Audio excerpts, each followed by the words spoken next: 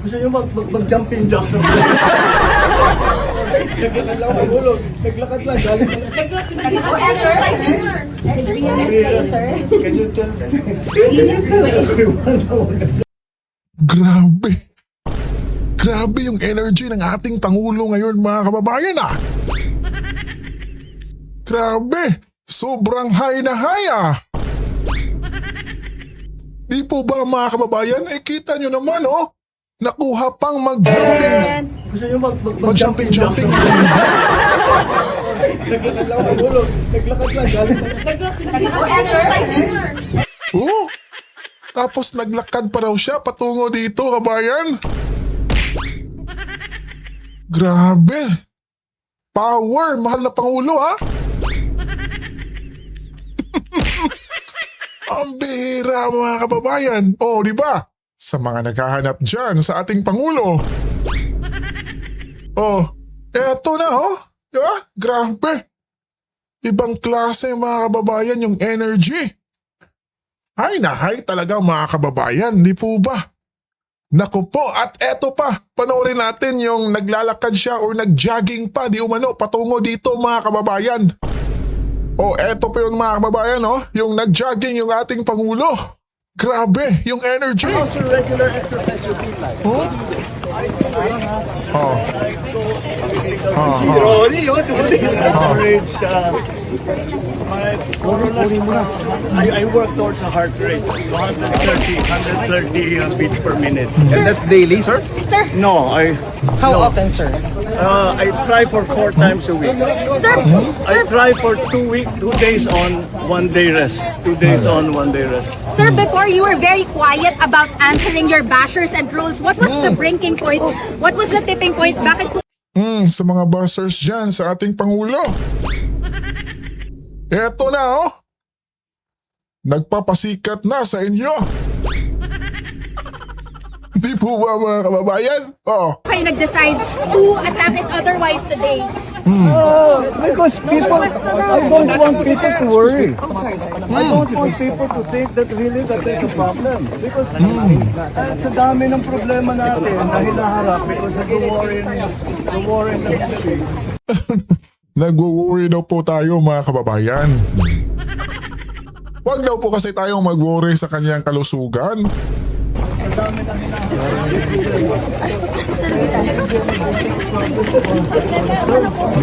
Hindi na siguro masyadong marinig. Pasikatan nyo nga kami, Pangulong Bongbong. Ang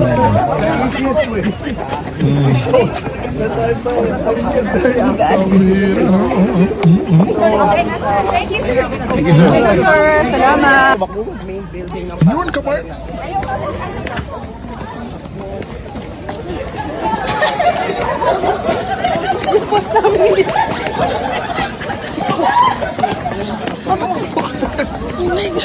Oh my God. Yung mga reporter mga kabayan oh, ay hiningal na. Oh, pero yung ating mahal na Pangulo ay... Naku po. Diba? Pambihira mga kababayan. Grabe. Pinasikatan tayo kabayan. Ano kaya yung energy drink ng ating Pangulo ngayon kabayan no? At nang mainom din yan? Grabe. Di ba? Ultimo yung reporter mga kababayan ha, panigurado, bata pa yon pero hiningal na. Mukhang di niyo maabutan yung Pangulo mga kababayan. Hindi po ba? Ang bira samantalang yung ating Pangulo. Oh. Nako. My gosh. Oh.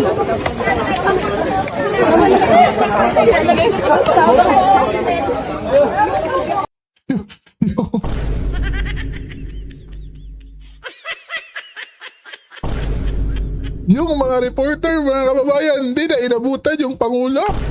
Sobrang tuli ng takbo, kabayan. Di ba? Ang bira, oh. Sa mga fake news dyan, sa ating Pangulo. Oh, ano na kayo?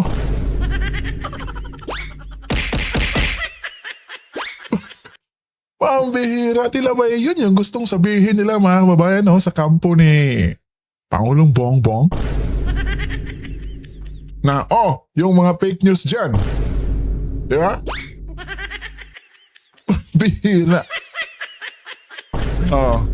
Talagang dito makikita mga kababayan no, na totoo talaga pala yung sinasabi ni Balatbay mga kababayan, Boss B, na baka anuhan tayo mga kababayan no, ma-shot sa patibong nila. Kaya eto mga kababayan, syempre sa mga vloggers ng Pangulo dyan ay syempre mga kababayan, punong-puno ng gantsaw tayong mga DDS dito.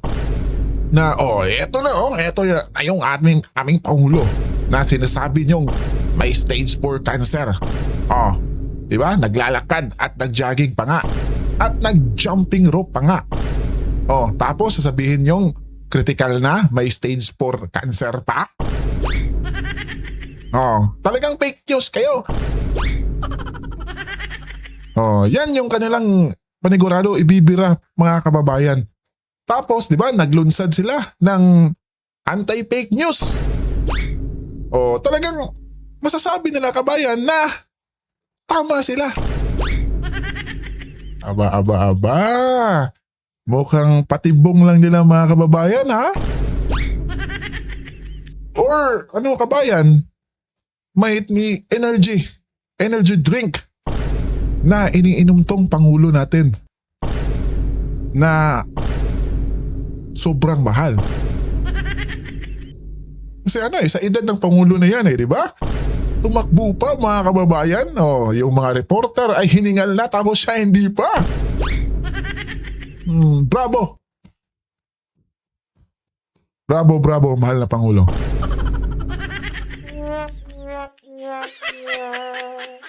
Pambihira mga kababayan. Ikaw, anong masasabi mo sa energy gap ng ating Pangulo mga kababayan? Di kaya clone to? Nagbibiro lang po tayo mga kababayan ha. Kasi may nababasa tayo dito sa comment section mga kababayan na baka clone daw. Naku po. Kasi ang energy ay to the higher level daw mga kababayan. Pambihira. Di ba? Di po ba mga kababayan? Eto mga kababayan, pakinggan natin ang ginawang press conference ng ating Pangulong Bongbong Marcos Jr. Na tinakbo niya lang to mga kababayan kanina lang para makapunta dyan sa venue na yan. Di po ba? Grabe yung energy mga kababayan talaga. Eto. Who are saying that I am sick, that they come and exercise with me. We will see who is stronger. You come to the gym with Nako, naghamon pa mga kababayan. Ang bihira. me. Tingnan natin kung sino mas malakas magbuhat ng Huh? weight. Okay. Pero alam mo, Hingal muna mahal na Pangulo. Grabe. Naghamon pa mga kababayan. Ha? Ikaw kakasaw ka ba kabayan? Go with me in the gym.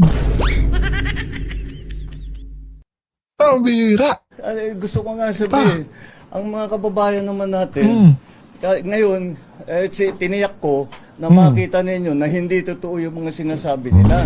Tama. Sinungalingan yan. Tama. Kaya mula ngayon, yung mga taong yan, na nagsabi sa inyo na may sakit ako, na baldado na ako, alam ninyo, puro sinungaling ng mga yan.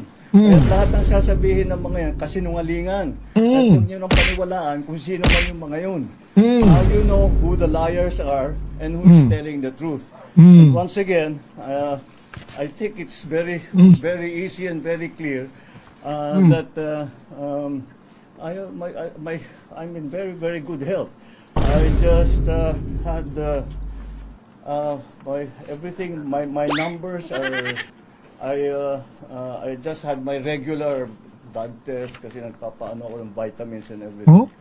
And I'm fine. I'm really quite fine.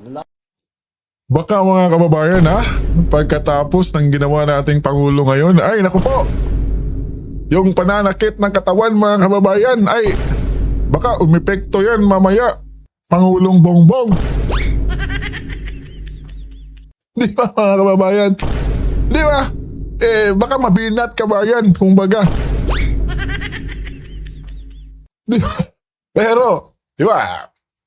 Ika nga niya mga kababayan na I'm fine, I'm strong. Ang bihira, gusto ko lang matanong itong si Pangulong Bongbong mga kababayan, no, na ano kaya yung vitamins niya, no?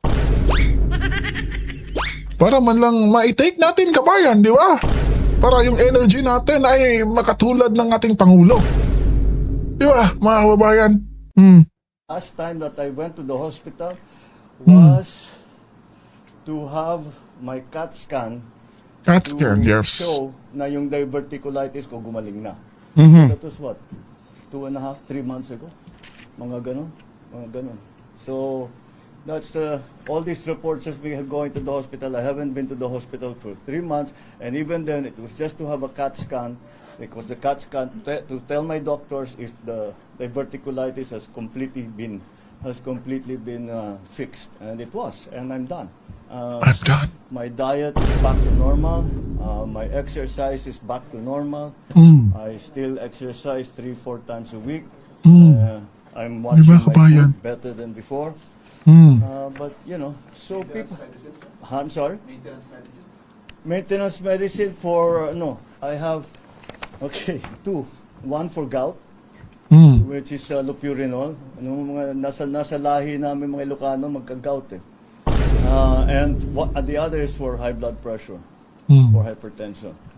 Those are the only 2 medicines that I take. High blood pala yung ating Pangulo mga kababayan, no?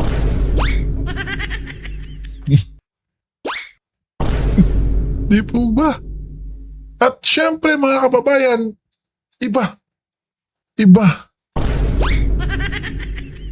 Ang masasabi ko lang mga kababayan ay sobrang high na high talaga yung ating Pangulo ngayon, no?